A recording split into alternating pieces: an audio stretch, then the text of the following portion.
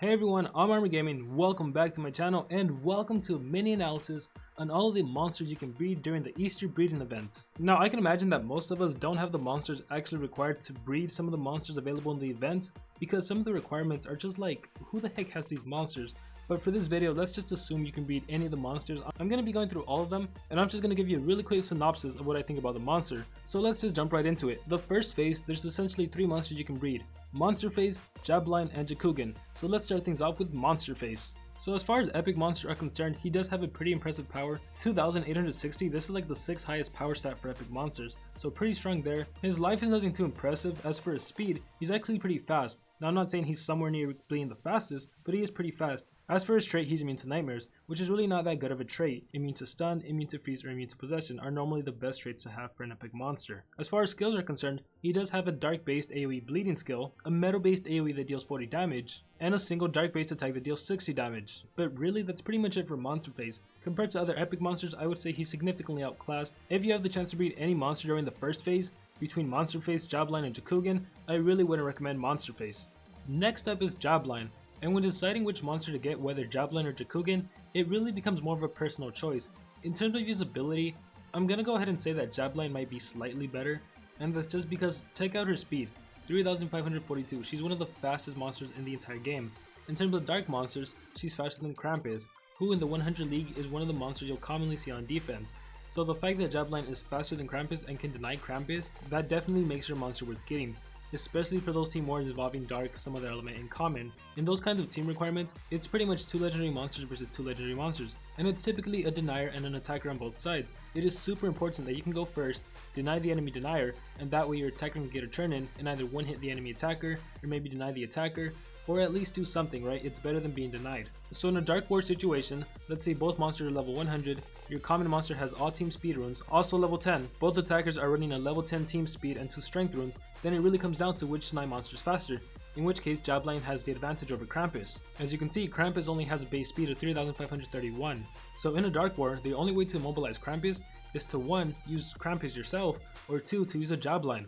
And the fact that Jobline is going to be breedable, if you can make a couple of her, then you can even rank her up. And maybe even if your opponent has like level 10 runes and you only have level 9 runes, just because of your incredible base speed. Anyways, this is the skill I was talking about. It's a single stun, it also applies stamina leak, and check it out, it has no cooldown. So if you needed to, you could also use it against another monster. And one thing you'll notice about Jobline's skills is they all have no cooldown. So you pretty much have access to all of your skills at any given time. Jobline also has an AoE poison, which will decrease the enemy's monster's life by 10% for 4 turns and decrease their damage output by about 20%. And if we take a look at Hades' favor, this skill applies bleeding and daze. Now this skill alone, bleeding and daze, the enemy's monster's damage output is going to be reduced by 45%, their accuracy is going to be down by 25%, and their life is going to decrease by 10% for 4 turns for a grand total of 40%. And if you happen to combine this skill with her AoE poison, the enemy monster is going to be poisoned, they're going to have bleeding and daze. So with bleeding and poison and daze, all of that together, one of the enemy monsters, their damage output is going to be reduced by a whopping 65%, their accuracy is going to be down 25%, and they're going to get both bleeding and poison, which is going to reduce 20% of their life each turn for 4 turns. So that is pretty darn amazing. And Jobline also has a special based attack that only costs 28 stamina, but recovers 50% of her stamina points. And yeah, overall this is just a fantastic monster. I highly recommend going for this monster first, assuming you only care about usability. But if you care about acquiring more monsters, then I have to recommend Jakugan, because Jakugan is actually one of the monsters you need for the phase 3 of the breeding event. So once again, in terms of usability, I highly recommend getting Jobline first, followed by Jakugan, and lastly Monsterface. Although really, considering you only have a limited amount of time to get monsters, it's pretty much going to be down to Jobline and Jakugan. And if your overall goal is just to get as many monsters as possible, then I have to recommend Jakugan, because Jakugan is used as one of the breeding materials for the last event for phase 3. And Jakugan is honestly a pretty good monster herself. She's a metal monster, but aside from having metal and special based attack, she also has dark based attacks, so that alone is extremely impressive. She's going to have a major advantage in metal and earth wars. And then just take a look at her stats. Power 3465, that's pretty high. Speed 3465, that is the speed that a lot of deny monsters have. The only bad thing about Jakugan would have to be her trait. Immune to magnetizing, that doesn't really help her out. If she had something like immune to stun, that would have been absolutely amazing. As far as skills, the ones that stick out the most would be Headcrop, a dark based attack that deals 70 damage, costs 20 stamina, and has no cooldown, so it's completely spammable.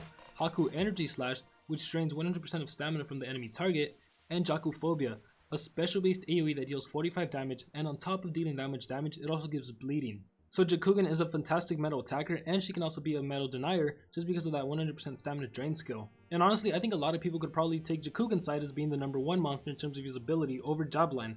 But I don't know, that's ultimately up for you guys to decide. My recommendation once again in terms of usability would be Jobline first, but in terms of trying to get as many monsters as possible, go for Jakugan, that way you can get the last monster in the breeding events. Alright, let's jump into phase 2 of the breeding events. In the phase 2, you can make Egg Eater, Naturalist 1, or Rasul, all of which are extremely good monsters. And once again, in this mini analysis, I'm just comparing the monsters that are breedable with one another. The truth of the matter is, I imagine a lot of players don't have the material to make Egg Eater or Naturalist. A good majority of us can probably make Rasul, but Egg Eater and Naturalist, I imagine unless Galante and Violet are using the breeding events, we're not going to be able to get them. With that being said, let's talk about Egg Eater. So first things first, Egg Eater speed is really not one of the better speeds. 3,399, this is rather on the low side. Luckily for Egg Eater though, he is immune to possession, and because of this trait, if on defense for Team Wars, the enemy has a monster that has an AoE possession, you don't have to worry about that. Your Egg Eater can't be possessed, which means you can still get a churn in. And even though Egg Eater is pretty slow, it's because of this trait that makes him one of the most popular monsters to put on defense. And if you do use Egg Eater on defense, he comes pretty close to being AI proof.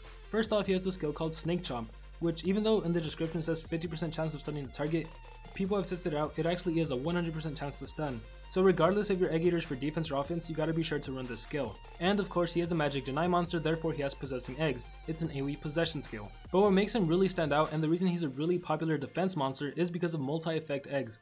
It's an AoE that gives blind and burn to the enemy monsters. This is insanely good. If this is actually the first skill the AI does when it's on defense, then it's going to be pretty hard to get 3 coins against you, because the blind makes it so most of the hits aren't going to land, and then the burning, that's just slowly cutting away at your life. And if you're planning to get an Egg Eater purely for defense, I might have to recommend Dominating Eggs, because it's another AoE possession, although it is only a 50% chance. But regardless, all of the skills are going to be doing something to the enemy team. So if you have the material to make Egg Eater, I highly recommend you do so, especially if you can get enough to rank him up, because just check out his stats at level 105, his speed is now 3,553, so if you can compensate for that slow speed, he can be an extremely great monster. Next up is Naturalist 1, who, if you don't know by now, is a fantastic epic monster. A lot of people would probably argue he's the best epic monster, and it's primarily due to one of his skills. But first off, stats, pretty good stats all around. His trait is immune to freeze, which makes him usable in Team Wars evolving water monsters, and obviously in Team Wars evolving dark monsters if for defense the enemy has a Krampus. And the reason a lot of people consider this monster to be the #1 monster is because of this skill right here, Prey becomes Hunter. May magnetize all targets, gains 1 extra turn.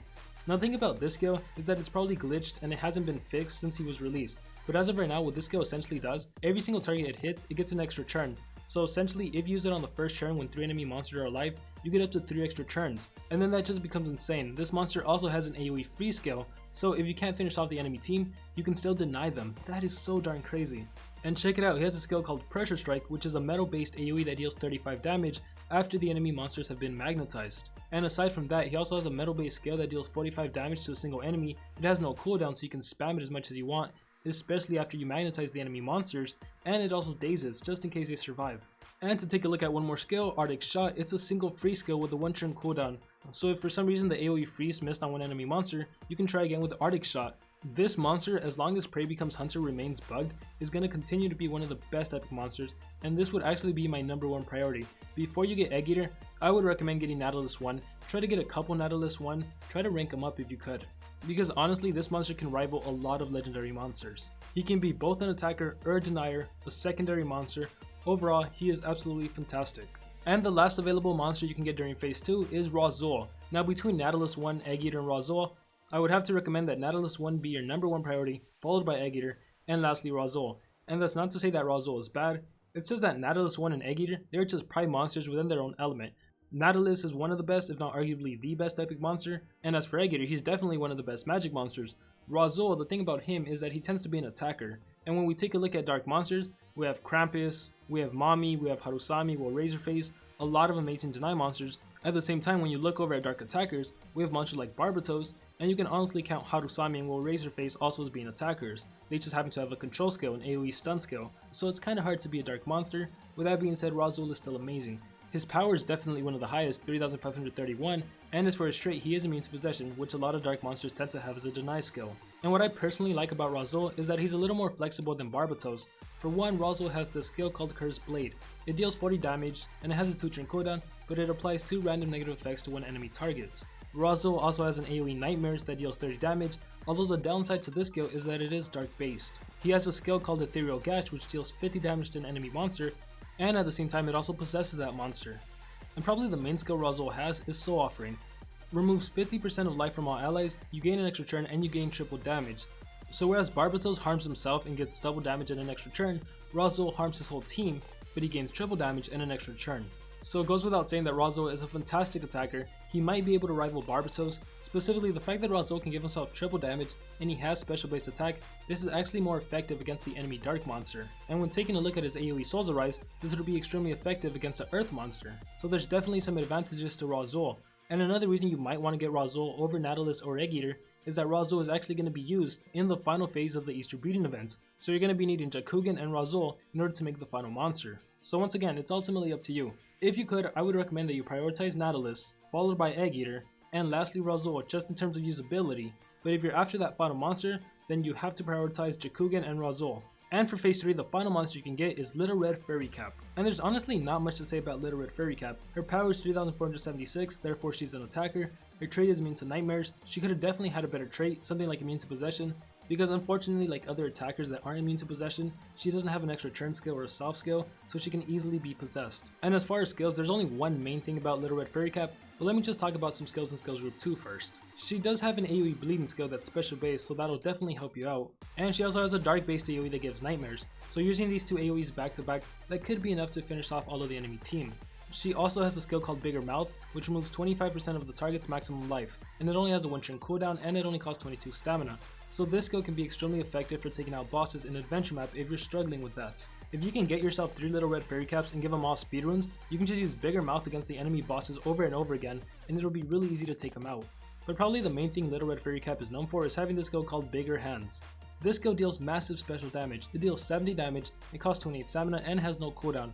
So no strength runes, level 100 versus level 100, this skill will deal well over 10k damage. So as you can imagine, all you need to do is give this monster 2 high level strength runes, and she can pretty much knock out any single enemy monster in one hit. And yeah, that's pretty much it about Little Red Fairy Cap. Just keep in mind that the only way to actually breed Little Red Fairy Cap would be by breeding Jakugan and Rasul together. And with that being said, that is going to conclude this video. Thank you all for watching. I wish everyone the best of luck in this Easter breeding event. Hopefully everyone can get whoever they want to get, and with that being said, remember to dream big and pursue your passions.